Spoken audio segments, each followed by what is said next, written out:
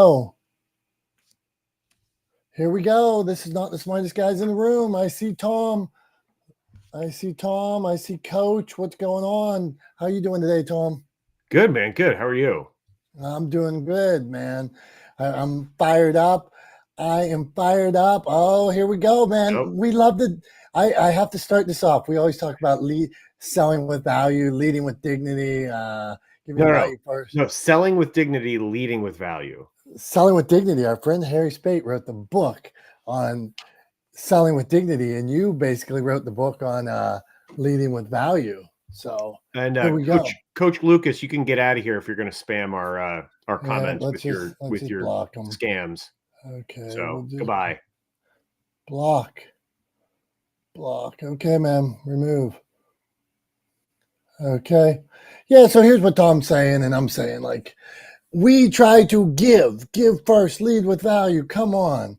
So here, somebody we've never met before jumps in a room, tries to sell us something, we're going to have a conversation today. We're going to talk about, are you copying or are you inspired? And instead, somebody jumps in our room, jumps in the spam and starts trying to sell us some get rich nonsense. Yeah. It's nonsense, right, Tom? Yeah, and I think even worse. Like, I don't think he's not trying to sell us something. That's what's like worse is it's a Yeah. scam, right? It's a ripoff. It's not even. It's like a phishing scheme. It's hey, it's a too good to be true promise. It's hey, if you like, basically, it's DM me. If you give me like $50, I'll help you make 4,000 or something like it. I think that's what it was. It was something like that. It was like $50 investment, $4,000 return, and it's like, no, it's not. You're just going to lose $50. And then he's going to move on to the next person and convince them to give him $50 and move on to the next person. It's a scam. It's complete BS. Like, and I got no tolerance for it. I would rather deal with like a sleazy salesperson because at least they're trying to like sell you something. Like that guy is just flat out trying to rip you off. Yeah. Maybe the sleazy salesman might have something good at the end of the day. And like, oh, this guy was a jerk, but I got a nice car. or yeah, right. Like, this suit really fits me good. I wasn't planning to buy a suit today or a new tux, but man, I look sharp. Right. Or maybe they upsell you on something you don't really need, right? Like you're Right. looking at it I mean, car salesmen get a really bad rap, right? But like, you're looking at a car and maybe the guy convinces you to spend a little extra money to get to get the ceramic coating on the paint, right? And it's like, do you really need it? Is it really going to make a big difference? I don't know. But like he convinces you to spend a little bit extra money to get it, right? And so maybe your car's a little bit shinier than it would have been otherwise, right? Is it worth it? Meh, debatable, right? But at least you got something for it. He's not like, give me $800 or whatever it costs, right? For the ceramic coating, give me $800, but like doesn't put ceramic coating on your car, right? Like that's what that guy is essentially doing. It's the equivalent of saying, give me $800, I'm going to give you X, and then he just dips and you never see him again, right? And you can't find him because he changes, he uses a screen name for like a couple of days or a week or whatever, and he just generates a new one, cancels that account, and moves on, right? But Coach Lucas or whatever his name was a scam, trying to run it around, trying to rip people off, just jumping from room to room. I think he came back to our room by accident. He probably realized, oh, I already put that message in where I want $50 if somebody contacts me. Yeah. Send me $50. I'll get you 4,000. Like, no, you won't. No, you won't. You're lying. We should Brian's here too. We should tip in 15, 17, 33 each and see and invest in him and see what happens. Next time this guy comes into the room. No, absolutely. I mean, we could tell him that, but I would recommend against giving him $1. I would turn around and be like, hey, give me $50 and I will give you 10 million. Yeah, why stop at 4,000? All right, let's move on here. We got sidebarred by somebody he's been here a couple times, just somebody that jumps in the room and tries to like pitch these weird whatever scam. So today we've had enough. We've seen it one too many times. We blocked him, we kicked him out, and now we are making an example out of him with our topic. So okay, the subject today on Not the Smartest Guys in the Room. If you did not, oh man, now I got to go over this again because Dr. Tachi and Julie would have appreciated it. So this is not, I have to do it. Okay, we're talking today on Not the Smartest Guys in the Room. Are you copying or are you being inspired? But we got sidebarred for now 7 minutes because this guy that's come through the room a couple times jumped in 2 seconds into the room and pitched us for $50 he could make us 4,000, dipped out of the room like he usually does, jumped back in and dipped out again. So we're all wound up today. So the subject is, are you copying or are you inspired? So here's what I was thinking about on this one today. I hear Quentin Tarantino in an interview, and he says, "I've copied from every movie ever made." And he can show you, they'll show you a scene at a table, and he's like, "Got this from this movie." Shows you somebody walking in, and he shows you the way the camera hits the traffic, and he says, "Got this from this movie." From like 1920s on, he'll go frame by frame. I was inspired by, but he says copy. So are you? But now I would consider Quentin Tarantino a genius. He's super talented. His movies are completely original to me. And here's a guy saying he's copying. So where's this line? Because I read stuff that is copied. Every day I'm reading, and I read stuff that's copied. And I'm like, this is not this person's voice. It is annoying to me. I see that this is what somebody else did. I don't even want to look at it anymore. Quentin Tarantino, I want more of it. I want to see what he did every time. So what's the answer here? Let's get started, Tom. Yeah, I mean, this is a great topic, and I think the first thing that pops into my mind is I think you sort of have to define what we're talking about. Are you copying or are you being inspired by? Right? We're kind of talking about sort of plagiarism versus innovation, right? At least in my mind. And so what immediately pops to my mind or comes to the front of my mind is this idea that there is really no such thing, like there's misconstrual of what innovation means, right? A lot of people, when you say innovation, they think you've created something brand new, that every single aspect of it has never existed before in the history of the world. And I don't think that's right at all. I think what innovation really is taking things that already exist and combining them, and some portion of them already exist. Maybe you've created one aspect of it that's new or novel, right? But combining things in a novel way, right? So taking a bunch of stuff that already exists and combining it in a novel way to create something that, as a whole, has never really existed before in that form, right? That's innovation to me. And so, when you talk about like Quentin Tarantino borrowing styles of shooting and angles and particular like pieces of scenes from other films and combining them to make his films, that's innovation to me, right? He's taking things that he's seen other people do and go, oh, you know what? It'd be really interesting if we took that shot, but we did it this way, right? It'd be really interesting if we did a car chase, but we did it this way, right? So he's coming at the problem or coming at the situation from a different perspective, bringing his unique perspective to it, innovating and iterating on things that people have done in the past to create something new, right? That is innovation. And it's inspired by the work that other people have done in the past. And I think it's incredibly valuable to do. I think a lot of times, like I said, people get caught up in this idea that you have to create something brand new from nothing, right? And I'll use myself as an example. And I say this all the time, right? When I talk about my book, Legendeering, right?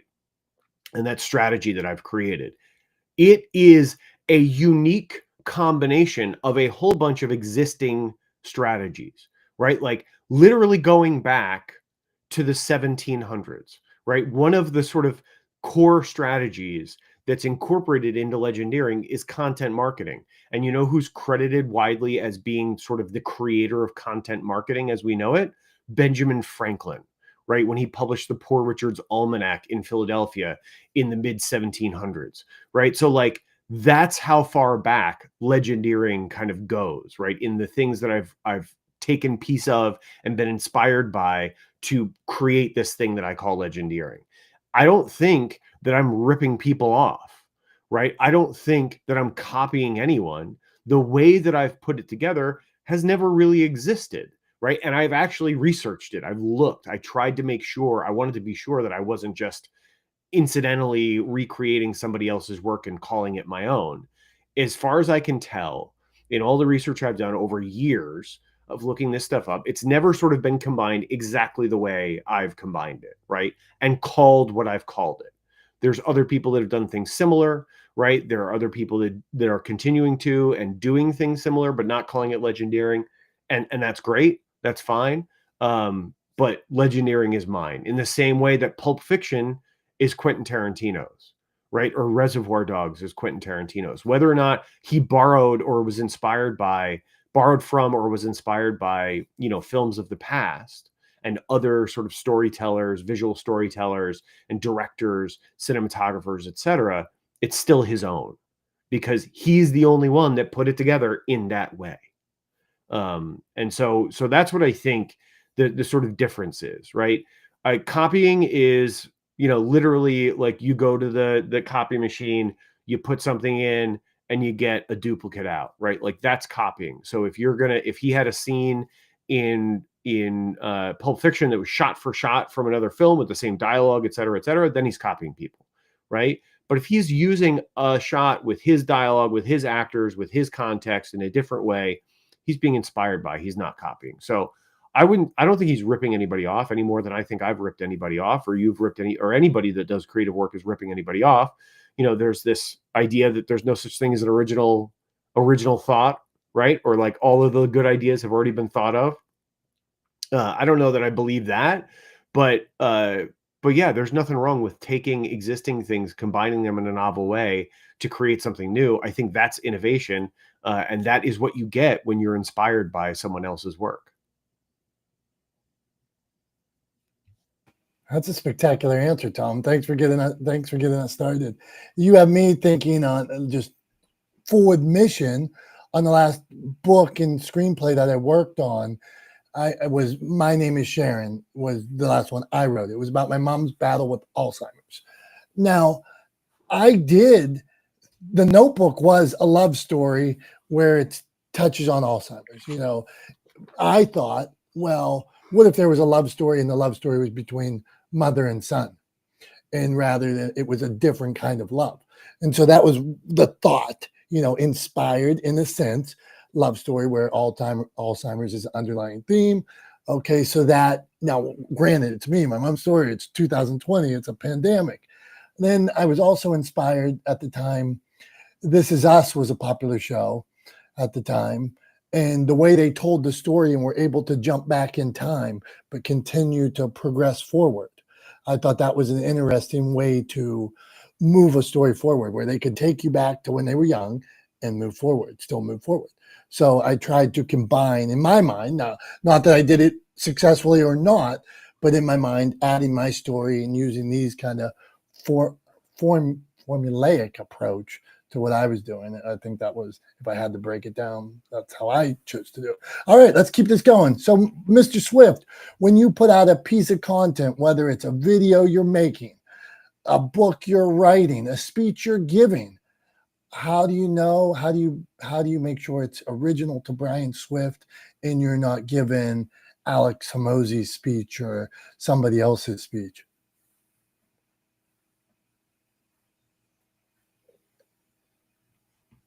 That was up. Swift was here and he's gone. I missed. Oh, he's there. Okay, go on, Brian. You and then Dr. Tachi. Yeah. If I'm quoting somebody directly and using their exact words, I mean, I think you have to quote that and give it credit. But a lot of times what I try to do is, if I see something I like, try to put it into my words or add my personality onto it. I mean, to Tom's point, I believe there are things that have not been thought of and said a certain way, but I mean, there's only so many ways to say certain things. So I try to put my spin on it. I mean, unless you're just exactly quoting somebody, I try to put my personality or spin onto it. You know, I like adding that spin onto certain things, but sometimes things are just sometimes there's things out there that's like the perfect way to say it, right? I mean, you know, not that it hasn't been said before, but some of it's timing and there are ways to say things that might have your spin on them, and then there's those times when that's said perfectly and that's the way it's going to be said. So try to add your personality, your spin onto things if you want to try to be as original as you can. I'm complete. Thank you, Mr. Swift. Nice seeing you here as always. And I believe wholeheartedly you have to add your own voice, your own personality on it, your own spin. So well said, Brian. Dr. Tachi, how are you showing up and making sure you are original in the content you put out and not a carbon copy of somebody else? I think it's inevitable that you're going to get inspired by things. If you're human and you live in the world, you're going to see things that resonate with you and thus be inspired. And at some point, whether you intend for it to or not, it's going to be reflected in your work. In fact, when I was at New York Film Academy, I had an instructor that said, there are not really any new ideas. There's just the spin that you bring to these ideas that already exist out there, which I think in a sense is true. However, as you've said, there is a difference between being inspired by and then lifting whole pieces of things and including them in your work. I've always been a creative and always been a creative person. So in my opinion, I've never had a problem formulating ideas, or even if I get inspired by something, I'm like, ooh, I would like to include this in the work. And then here's the thing. We often get inspired by our own experiences. There are things that I've done, pieces that I've written, scripts that I've written that are based off of experiences that I've had. Does that mean that nobody else has had these experiences? No, but they haven't happened to them in the same way it happened to me, and it happened to me. So I'm coming at it with my own thought process and my own way of putting it down, right, on paper or in a computer, whatever the case may be. So I think I just show up the way I am, and what I create is based off of my experiences, things that I encounter, which are still part of our experiences, right? So I don't know if that answers the question, but that's how I ensure. I just show up as me. I'm not trying to be someone else. That's another thing. I am not intending to put my work out there in the world with the intent of trying to be the next XYZ. Because when you do that, sometimes there is that tendency to copy style and the way people do things. A good example, really quickly, there's someone I know that is been on social media, and she keeps getting compared to Wendy Williams, right? Well, yeah, I can hear it in the voice, I can see it in the style, but there's also something different. But if she tends to lean into that whole thing in terms of not only the style kind of and the look and the topics that she chooses to do, then she becomes like Wendy Jr. and not who she is. So that's an example of that. And I'm done. I mean, I think that's great. Dr. Tachi, one of the things that pops to my mind, just listening to what you said there at the end, is it's great to be sort of inspired by. It's actually nice when somebody says, "Oh, you remind me of so and so, a figure, somebody they like, somebody they listen to, somebody they admire."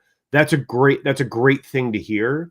I think to your point, the important thing to do then is to not lose yourself in that comparison, right? To not steer too hard into that comparison, and end up in a situation where all you're doing then is emulating that person, right? Like, oh, this person like Wendy Williams, they said I remind them of Wendy Williams, and now I'm just going to try to be as Wendy Williams as I can be. Like, that's probably not the best idea. Probably the best idea is to continue being you and know that there is something sort of familiar reminiscent of Wendy Williams, that people like about you, that people might listen to you or watch you for the same reasons that they listened to or watched her.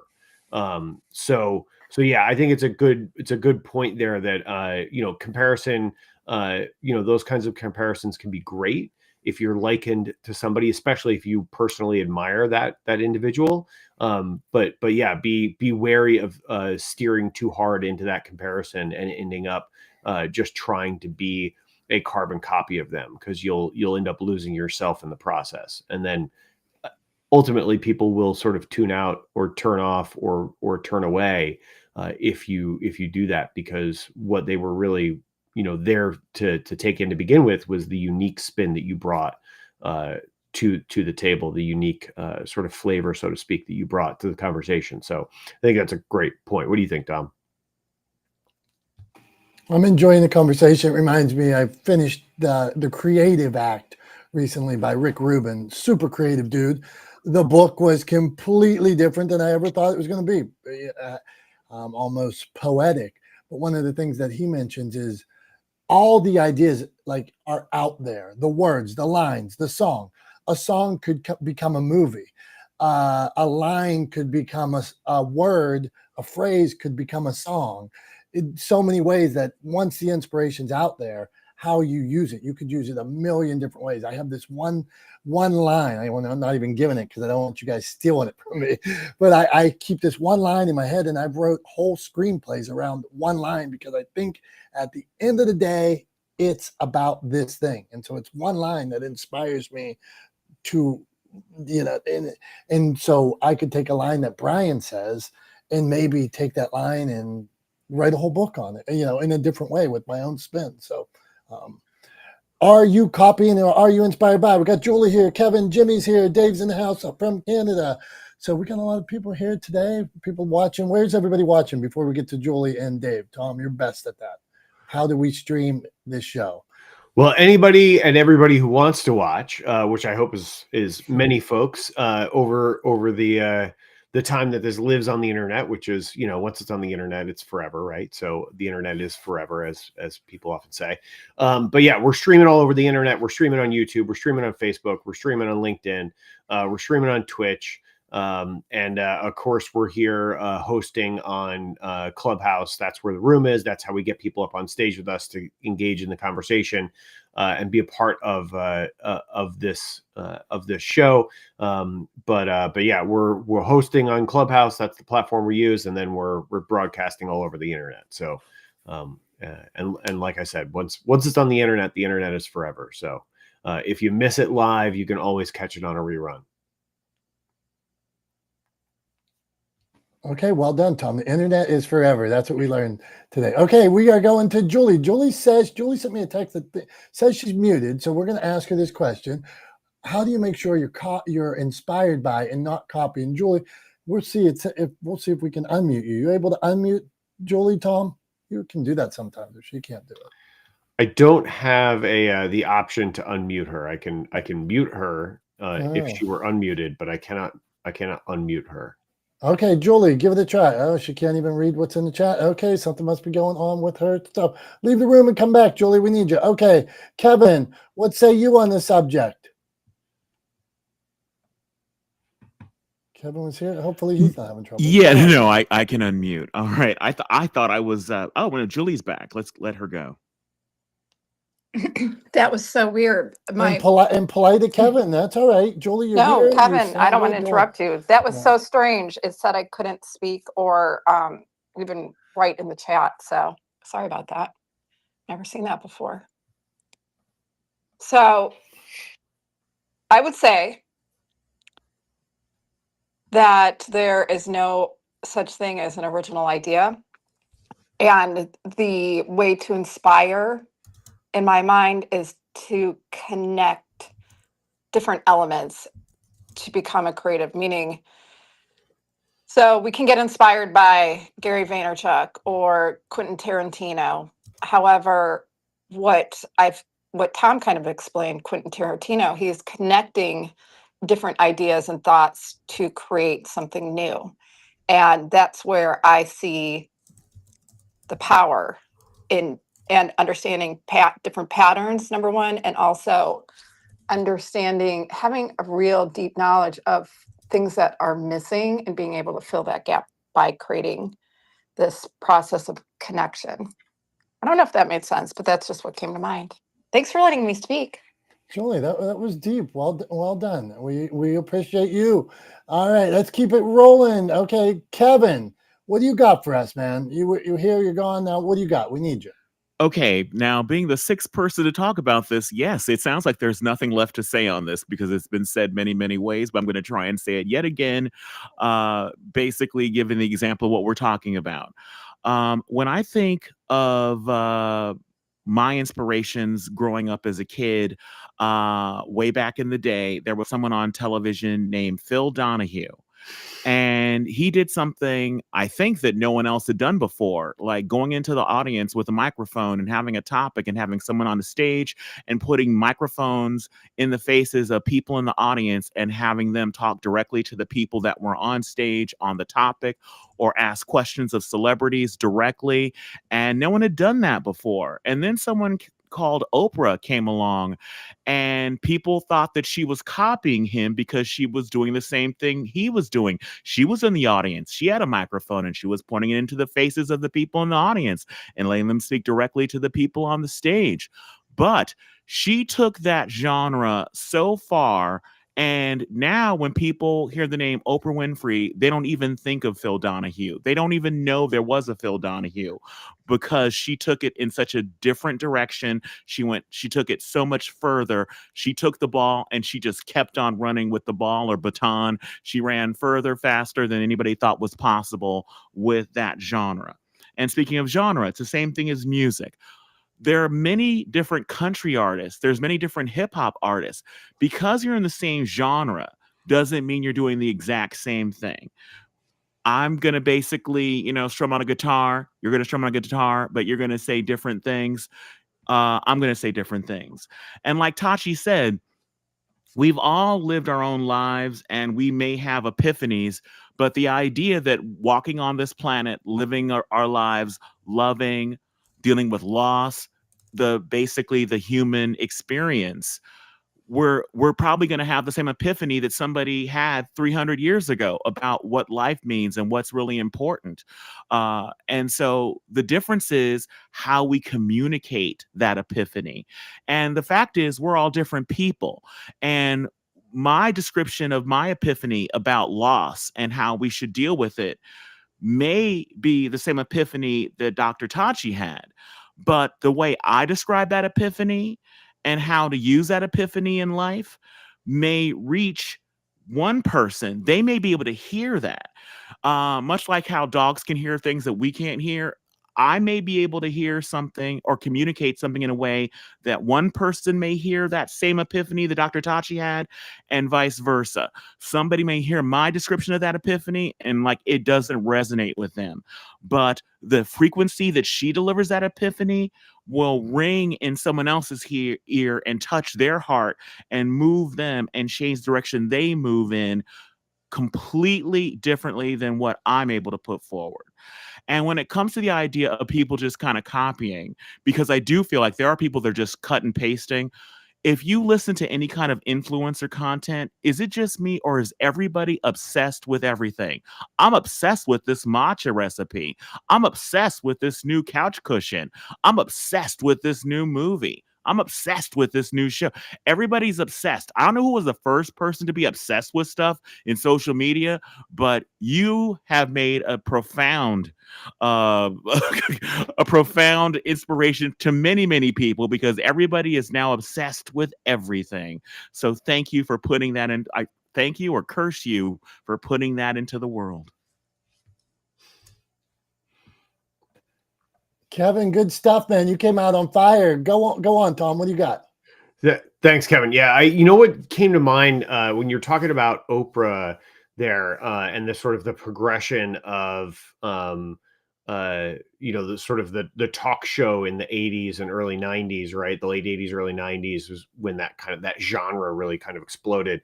And when Oprah really rose to preeminence within that genre. And a lot of people, accused her of copying or being a ripoff of, Phil Donahue and some of the other early talk show hosts. It made me think of, I've seen this interview of Ed Sheeran with Howard Stern, right? And they're talking about the copyright case, the very, very public, famous copyright case, where Ed Sheeran was sued by the family of Marvin Gaye, or the family of the late the show or the song's co-writer, Ed Townsend. His family sued him for copyright infringement from the song "Let's Get It On," right? And he ended up winning that case. Was that Robin Thicke? I thought Robin Thicke got sued by the about that song. Might have also, but it definitely Ed Sheeran got sued by them. And the interview that specifically that I'm referencing was when he was on Howard Stern's show, and he talked about kind of how they demonstrated live in court. Ed Sheeran actually played guitar and sang on the witness stand to demonstrate that 4-chord progression that they were claiming he stole as copyrighted work from Let's Get It On, that 4-chord progression is used all across different songs and genres of music. And he literally played a melody of different songs using that same 4-chord progression to demonstrate that it's used all over the place and that it's just part of the building blocks of music, right? And that you can't copyright the building blocks of music, right? Like if that'd be like claiming that if a famous architect built a house out of wood and then someone else built a house out of wood, that'd be like claiming you stole the architect's design because you built a house out of wood also. It's like, well, every house, like most houses, are built out of wood, at least, in the sort of northeast part of the US where I live, right? Most houses are built out of wood. Like that's how we build houses around here, right? So you can't claim that you're copying someone else just because you use the same sort of materials. And I think, anyway, that just popped into my head. It's a really interesting interview. I recommend, if anybody has the time, looking it up. That interview between that Howard Stern did with Ed Sheeran. Howard Stern is obviously, I would consider him to be, and a lot of other people consider him to be, a fantastic interviewer. But he kind of got into that conversation, and Ed Sheeran actually demonstrated what he did on the stand. It was really interesting to listen to.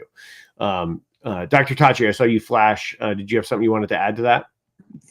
I was flashing to clap to say that. I was going to check that out. But I did think of something. So another example I thought of, I listened to, and I may have said this before, years ago, I was listening to I think it may have been NPR, an interview that was being done with Dee Snider. And Dee Snider is the lead singer from Twisted Sister.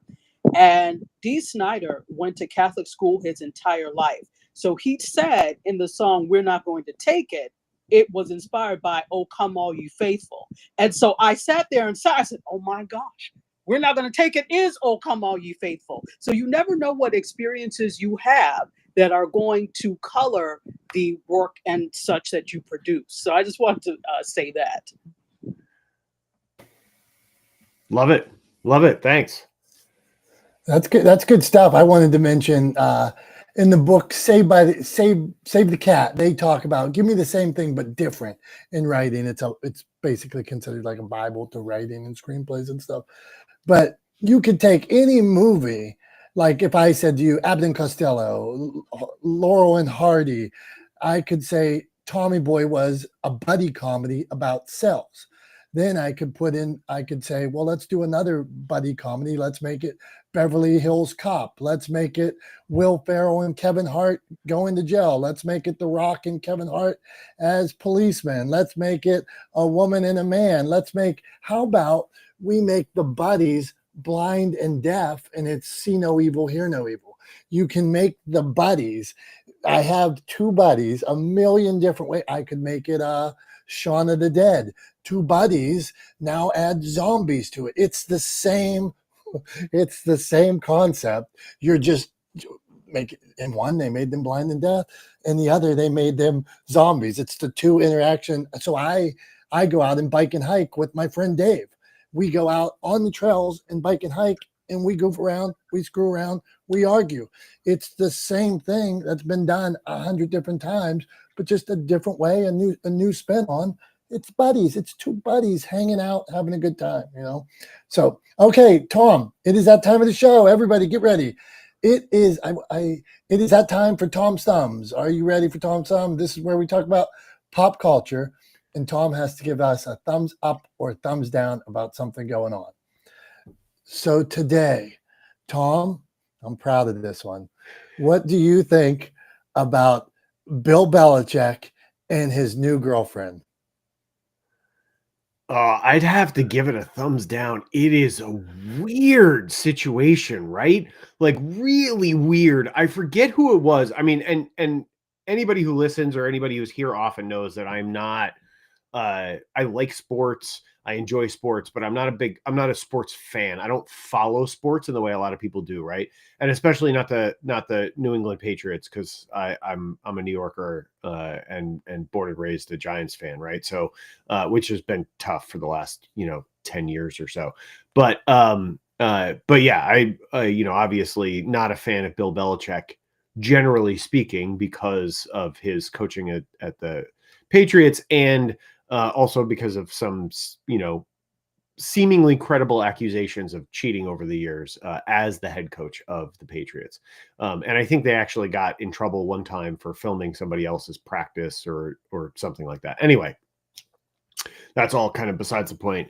I will kind of try to get myself back on track here, talking about his relationship with his 20-something. I forget how old she is, but like, I don't even think, I think like mid-20s at the oldest. Like I feel like she's like 24 or something like that.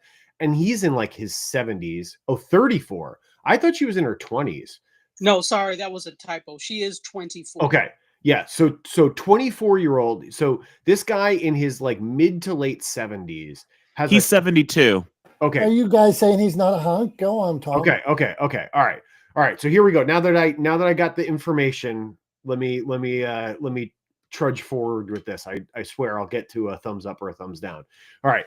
So Bill Belichick and his girlfriend situation is just weird to me. I mean, first of all, the age gap doesn't make any sense to me, right? She's 24, he's 72. That's too big an age gap, I think, right? I mean, we're talking 48 years difference in age. That is too much, I think, right? Too much to be reasonable. It's weird. But then what's extra weird about it, what's super weird about it, is the seeming level of control that she has over what he says, when he says it, and who he says it to. Like the way in which she has him wrapped up and kind of controlled is really bizarre to me. Like I saw an excerpt from an interview. I didn't see the whole interview, but there's an excerpt from an interview, and the interviewer asks Belichick about how he and his girlfriend met, and off camera, the girlfriend who is in the room says, "We're not going to talk about that." And Bill Belichick, this very accomplished guy who's 72 years old, just looks at the interviewer and kind of goes, "Well, I guess we're not talking about it," right? As if that's a completely normal and reasonable thing to have happen. It is weird. It is bizarre. It is strange. It doesn't make any sense. There's something extra going on there that we are not privy to. And I just think it's honestly, I also think the age gap is kind of a little bit gross. Personally, like other people could argue that age is just a number or whatever, but like the gap in maturity between a 24-year-old and a 72-year-old is just, it's weird. It's kind of a little bit gross. I'm looking at it, as a father with a daughter. Like, would I be happy if my daughter, when she's 24, started dating a 72-year-old? Probably not so much.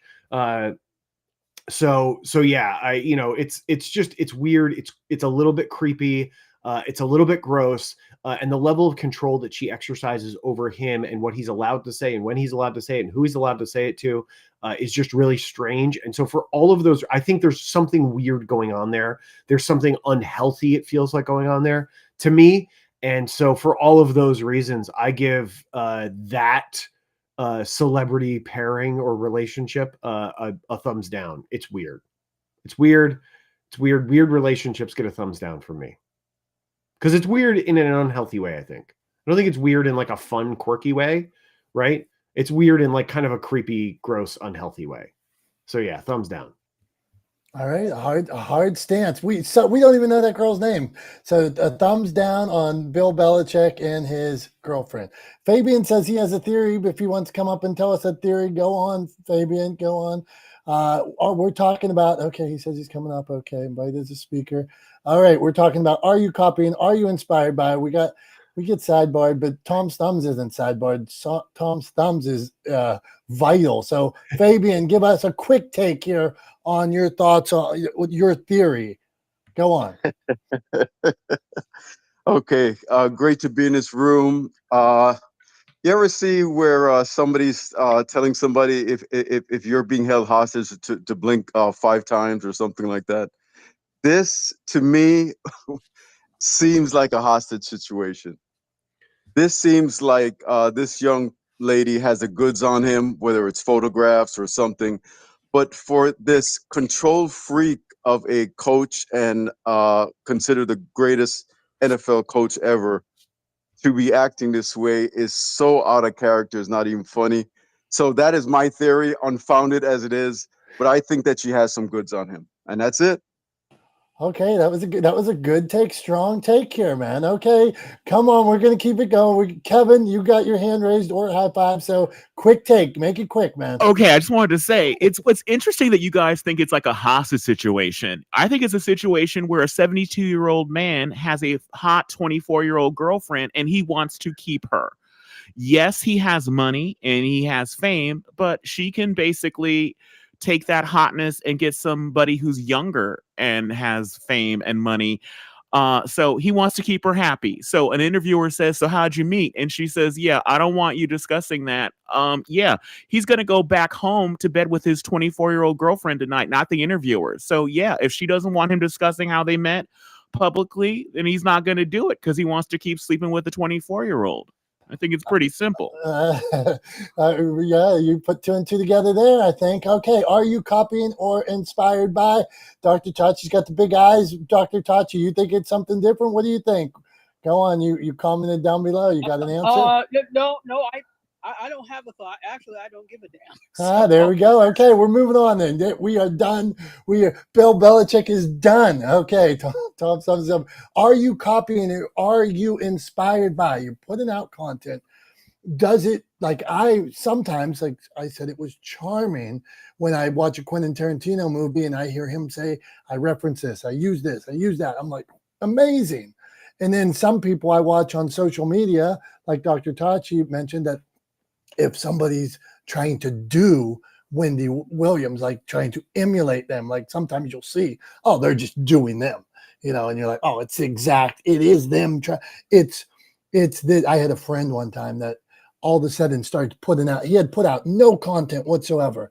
And then he started making these highly developed videos with like a whole crew of people following him around while he talked business. And the guy was super successful and had the means to have people follow him around. And he'd be like in China eating with chopsticks and he'd just talk some business.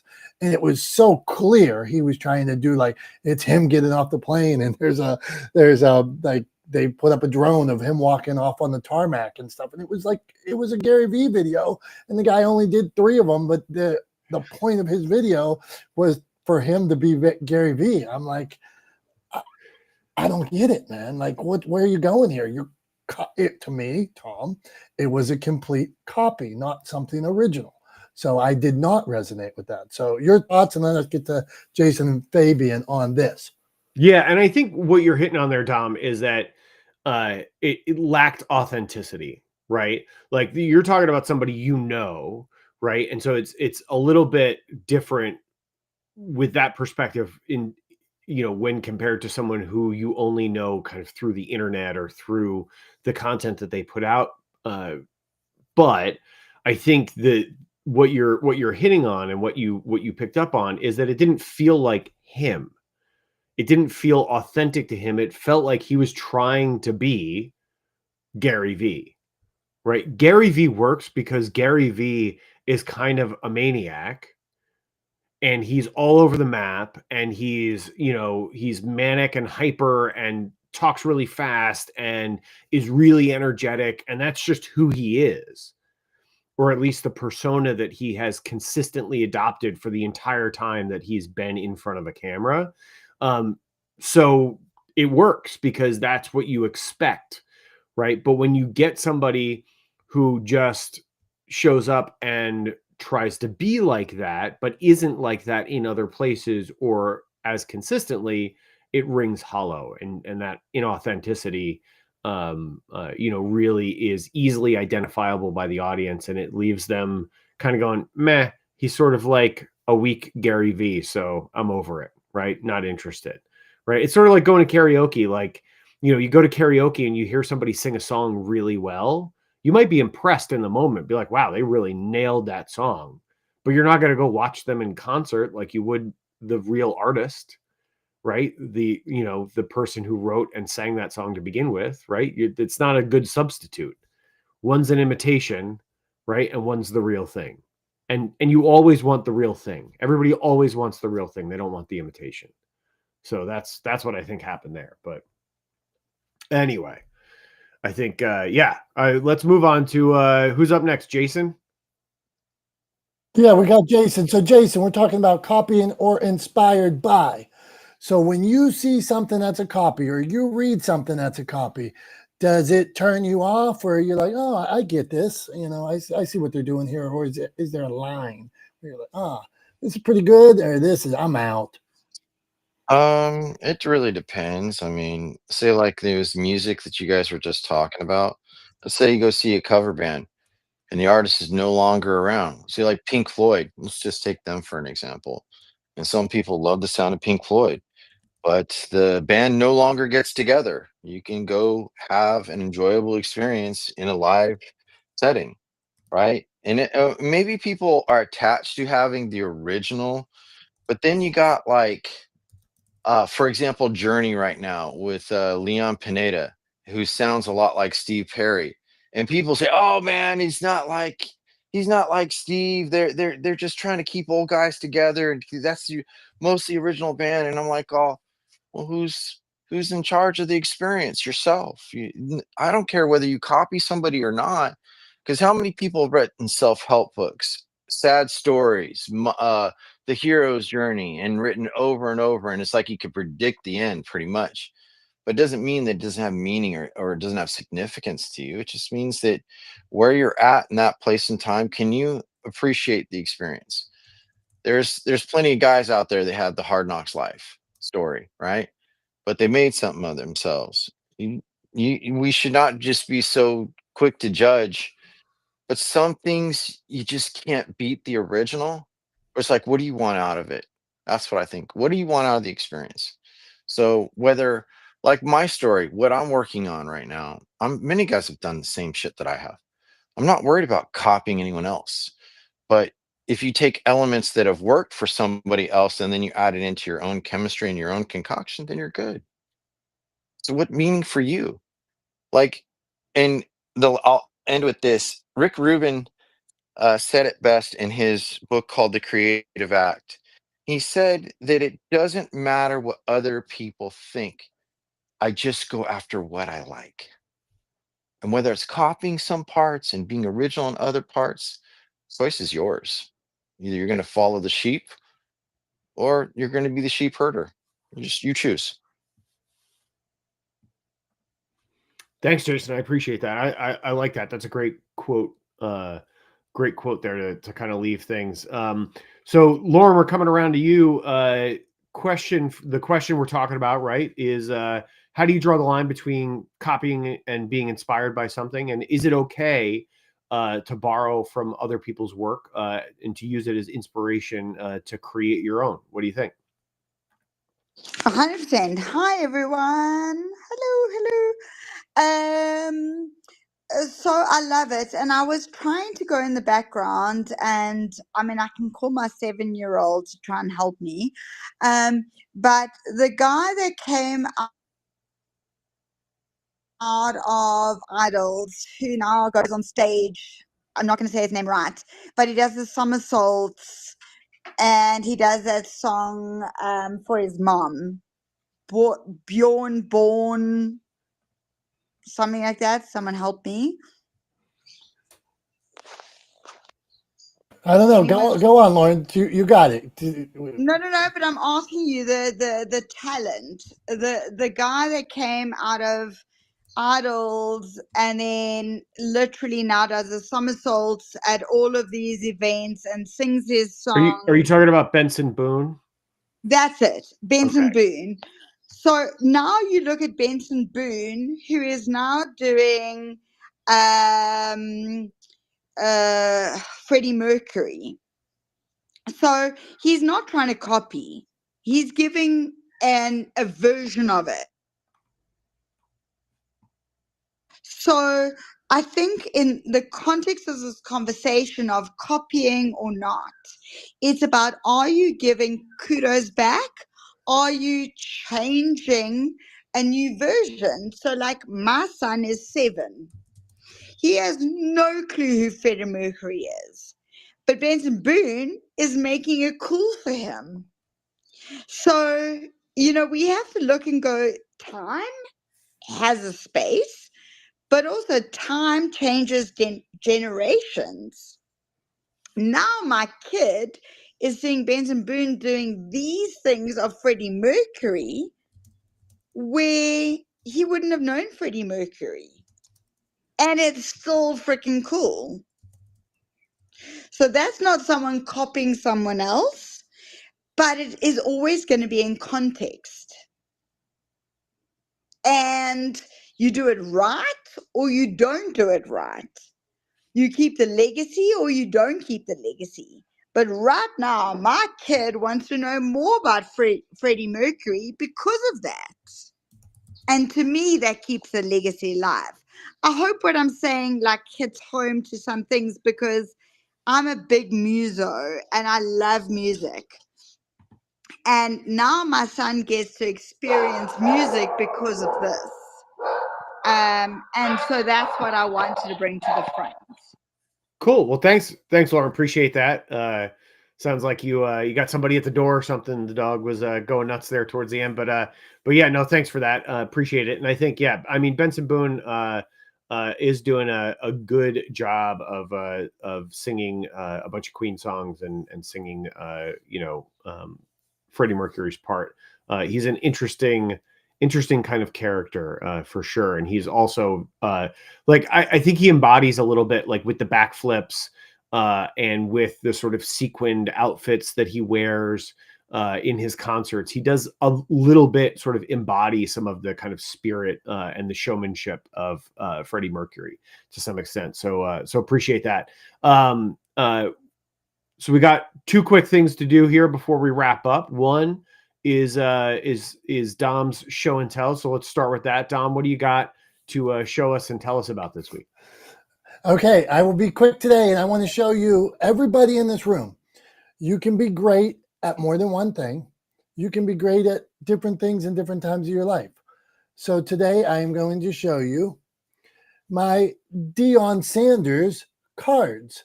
Here is Deion Sanders, a rookie card where he is playing football. Deion, if you don't know, they call him prime time. Here's Deion Sanders, an upper deck card where he is playing baseball. Deion Sanders played 2 different sports professionally. He didn't just focus on one. He was actually great at both. He made the major leagues in both. And you can say what great is. Well, he made the major leagues and had big time stats in both of those. So he was great. Now, also Deion is a coach later in life that wins a lot of games. His teams have won over and over again. And he was pretty good in the media too. So you don't have to focus on one thing. You can focus on multiple things. You can be great at many things in your life. So don't give up. It's never too late to start something new. Here are 2 of my Deion Sanders cards. That's what you got, Tom. Yeah, well, I think, it's one of those things too. I think there's the what you ended up with Deion Sanders there, right, is somebody who had extraordinary athletic ability in places where that extraordinary athletic ability translated across from between different sports, right? And you see that a lot with like really high achieving athletes tend to be good at other sports or better than the average people, and sometimes good enough to be professionals in multiple sports, multiple disciplines, because of that extraordinary athletic ability. And I think that same thing can be true in different disciplines, right? So could be true in a creative discipline like writing. Somebody could be an incredibly accomplished or talented author. And they may also turn out to be really good at writing comedy, right? Or writing, dialogue for a drama or a series, right? And that writing, that skill set translates because maybe their real skill set is in creating interesting dialogue or writing interesting dialogue, right? So maybe their books are really heavy on dialogue, and so they're also, subsequently really good at writing films or television series or something like that. So it's like, I think that's a good example of understanding that while you may be skilled in one particular area, there's a good likelihood or a decent likelihood that some of those underlying skill sets translate across mediums, right, or across disciplines, and that you can take some of those skills and apply them to other things that you do, and also achieve highly or be really good at those things, right? I think for Deion Sanders, right, it was his speed and his coordination, in both of his disciplines, in baseball and in football, that really made him a great player. That, and then ultimately, I think one of the things that separates most high achieving athletes from recreational athletes or people that don't make it to the pros is just their ability and their willingness to push themselves harder than other people are willing to. It's a weird thing to brag about, but they're just willing to suffer more, right?